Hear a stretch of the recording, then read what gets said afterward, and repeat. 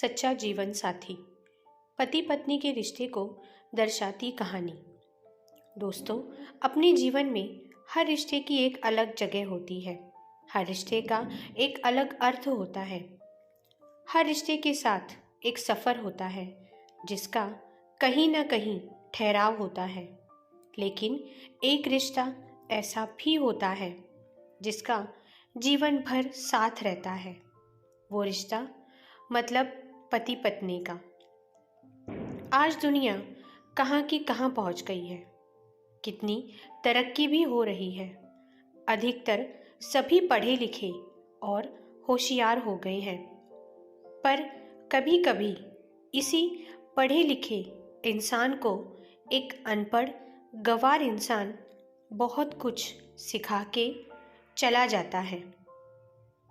बात महीने भर पहले की है। बुधिया और उसकी पत्नी पुष्पा दोनों मजदूरी करते थे। एक घर के पीछे पेड़ लगाने का काम चल रहा था। वहाँ दोनों को मिट्टी डालने का काम मिला था, जिसके उन्हें 1500 रुपये मिलने वाले थे। पहले दिन दोनों एक साथ काम पर आए। दोनों ने काम भी अच्छे तरीके से किया। दूसरे दिन बुधिया अकेला ही आया था। शायद पुष्पा की तबीयत ठीक नहीं थी।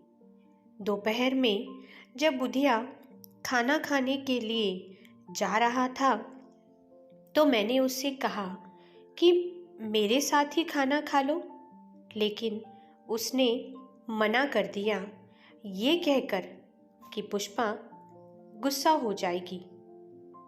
मुझे बड़ी हंसी आई ये सुनकर। इतना डरते हो अपनी बीवी से? मैंने कहा। नहीं, डरता नहीं, बस उसकी इज्जत करता हूँ। मैंने कहा, ऐसा क्या है उसमें? न रंग है, न रूप, ना ही पढ़ी लिखी। उसने कहा, मुझे इससे कुछ फर्क नहीं पड़ता। वो जैसी भी है, मुझे वो पसंद है। तू तो पक्का जोरू का गुलाम है। और कोई रिश्ते तेरे लिए मायने नहीं रखते क्या? मैंने पूछा। उसने जवाब दिया, देखिए, माँ बाप का जो रिश्ता होता है उसमें वे अपने रिश्तेदार नहीं होते, वे भगवान होते हैं जिनकी पूजा करनी चाहिए। भाई बहनों का रिश्ता तो जन्मजात होता है, तो दोस्ती के रिश्ते कभी कभी सिर्फ मतलब साधने के लिए होते हैं। अब अपना ही रिश्ता देख लीजिए, सिर्फ पैसा और काम तक ही सीमित है। लेकिन पत्नी का रिश्ता अपने करीब के रिश्तों में से नहीं होता, लेकिन हमेशा के लिए अपने साथ आ जाती है। अपने खुद के सभी रिश्ते छोड़कर अपने साथ आ जाती है। पति के सुख दुख में बराबरी पर खड़ी होती है, और वो भी आखिरी सांस तक। मैं एकदम स्तब्ध था उसकी बातें सुनकर। पत्नी सिर्फ एक रिश्ते का नाम नहीं है, वो तो रिश्तों का भंडार होती है। जब वो अपनी सेवा करती है, देखरेख करती है, लाड़ पूरे करती है, तब वो एक माँ की जैसी होती है। जब वो अगल बगल की सारी परिस्थितियों के बारे में मालूमात करके देती है, जब हम अपनी पूरी कमाई उसके हाथ में रख देते हैं, तब ये पता होता है कि ये हमारे घर को बखूबी अच्छे तरीके से संभालेगी। तब वो पिता जैसी होती है। जब वो अपनी चिंता करती है, अपनी गलतियों का एहसास कराती है, तब वो अपनी बहन जैसी होती है। साहब, जब वो हमें अपनी इच्छा बताती है, रूठती है, जिदबाजी करती है, नखरे दिखाती है, तब वो बेटी होती है। जब वो लड़ती है, सलाह मशवरा देती है, तब वो दोस्त होती है।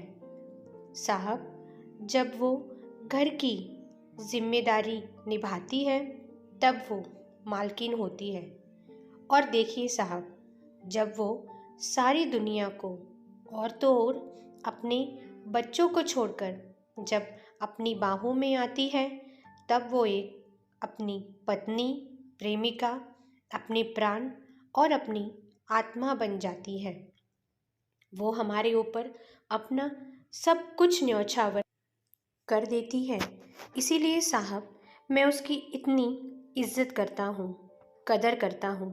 अब आप ही बताइए, क्या मैं गलत करता हूँ? सच बोलूँ तो साहब, पत्नी सिर्फ और सिर्फ पति के लिए एक अजनबी घर में जाती है। बाकी के रिश्ते तो बाद में बनते हैं ना।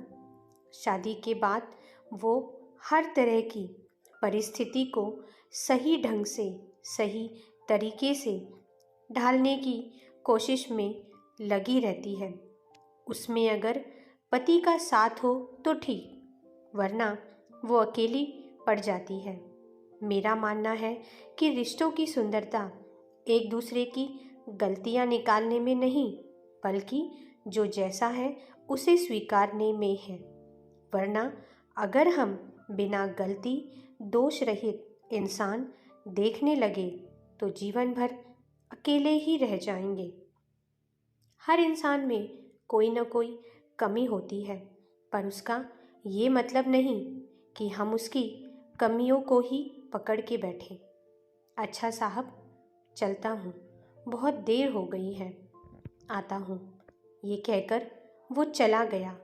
टटपूंजी कमाई करने वाला वो मजदूर मुझे उपदेश देने वाला गुरु जैसा दिखाई पड़ रहा था। मैं बड़ी देर तक उसे जाते निहार रहा था और निशब्द था मैं। अपनी पत्नी कैसी भी हो, प्रत्येक पुरुष को उसकी इज्जत करनी चाहिए, उसका आदर करना चाहिए। दोस्तों, आपकी इस कहानी के बारे में क्या राय है? कमेंट बॉक्स में कमेंट करके ज़रूर बताना। धन्यवाद।